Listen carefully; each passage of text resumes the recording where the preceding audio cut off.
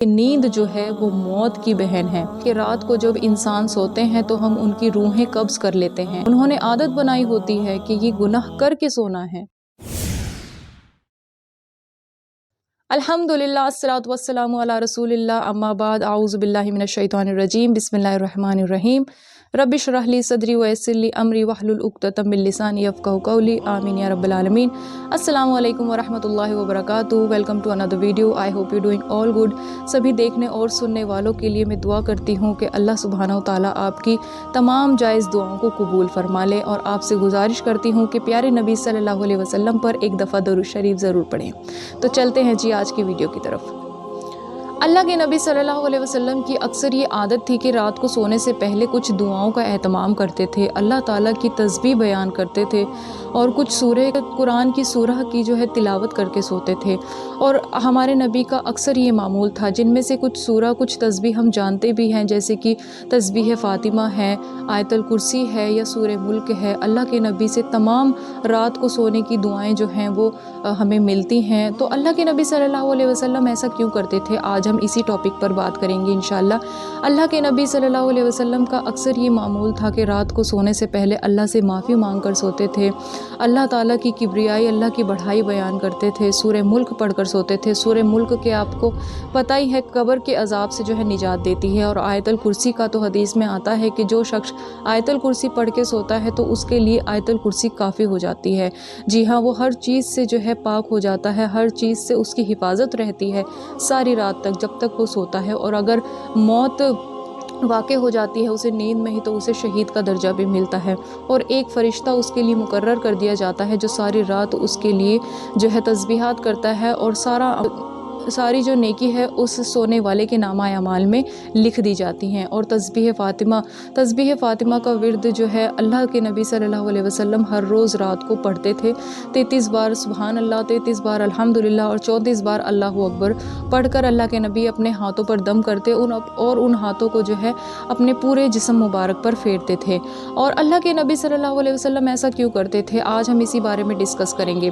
تو اللہ کے نبی صلی اللہ علیہ وسلم نے ہمیں رات کو سونے کی ایک دعا سکھائی ہے، اللہم بسمک اموت و احیا، جس کے معنی یہ ہیں کہ اے اللہ، میں آپ کا نام لے کر مرتی اور جیتی ہوں۔ جی ہاں، اس کے معنی ہے کہ میں آپ کا نام لے کر، اللہ کا نام لے کر مرتی اور جیتی ہوں۔ تو اسی لیے اللہ کے نبی صلی اللہ علیہ وسلم نے کیا فرمایا کہ نیند جو ہے وہ موت کی بہن ہے، اور نیند موت کی بیہوشی کا نام ہے۔ نیند میں سویا ہوا انسان اور مرا ہوا انسان لگ بھگ ایک جیسا ہی ہوتا ہے۔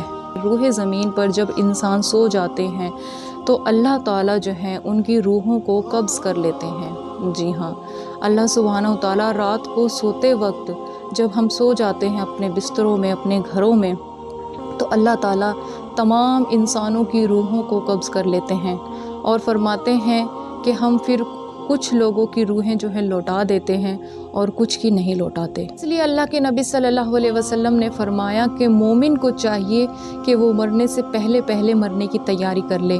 جی ہاں، یہ دنیا کیا ہے، ہمارے لیے امتحان گاہ ہے، اور رات کو جب ہم سوتے ہیں تو ہمیں کچھ بھروسہ نہیں ہوتا کہ ہم صبح اٹھیں گے یا نہیں اٹھیں گے۔ تو موت کے لیے مومن کو ہر وقت تیار رہنا چاہیے، اور موت کوئی ڈرنے والی چیز نہیں ہے، بلکہ موت سے خوبصورت کوئی شے نہیں ہے اگر اللہ سبحانہ و تعالیٰ آپ سے راضی ہے۔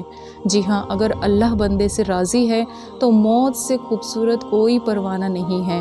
اگر اللہ تعالیٰ راضی ہے تو ہم نے کیا کرنا ہے، ہم مسلمان ہیں، مومن ہیں، اللہ تعالیٰ ہمارے ایمان کو کامل فرمائے، ہم نے موت سے پہلے موت کی تیاری کرنی ہے۔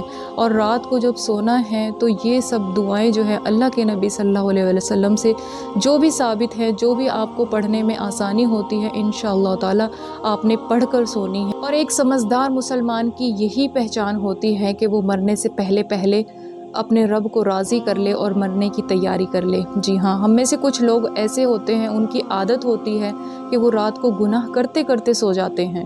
جی ہاں، انہوں نے عادت بنائی ہوتی ہے کہ یہ گناہ کر کے سونا ہے، تو آپ ایسا نہ کریں، اللہ تعالیٰ کو راضی کر کے سوئیں۔ اگر کوئی آپ سے ناراض ہے تو اسے منا کر سوئیں۔ اگر کسی کا آپ نے دل دکھایا ہے تو اس سے معافی مانگ کر سوئیں۔ اگر آپ سے کوئی معافی مانگنے آ جائے تو اسے فوراً معاف کریں اور اپنے دل میں اسے معاف کر دیں۔ جی ہاں، اور اللہ تعالیٰ سے معافی مانگ کر سوئیں، اللہ تعالیٰ کو راضی کر کے سوئیں، اللہ کی حمد اور ثنا بیان کر کے سوئیں۔ اللہ کے نبی صلی اللہ علیہ وسلم کی ایک بہت ہی فیمس حدیث ہے۔ آپ صلی اللہ علیہ وسلم نے حضرت علی سے فرمایا کہ اے علی، رات کو یہ 5 کام کر کے سویا کرو۔ تو آپ نے فرمایا کہ یا رسول اللہ وہ کون سے؟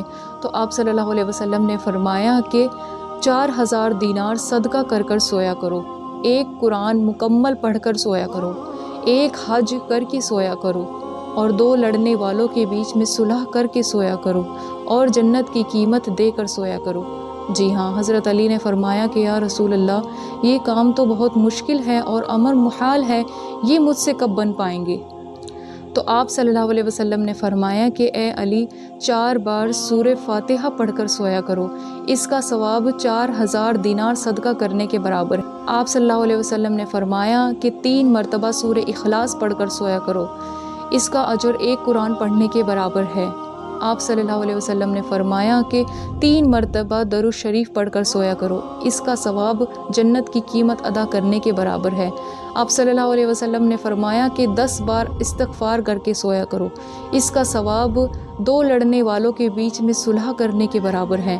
آپ صلی اللہ علیہ وسلم نے فرمایا کہ تیسرا کلمہ 3 مرتبہ پڑھ کر سویا کرو، اس کا ثواب 1 حج کرنے کے برابر ہے۔ سبحان اللہ، کتنا آسان کر دیا اللہ کے نبی صلی اللہ علیہ وسلم نے ہمارے لیے۔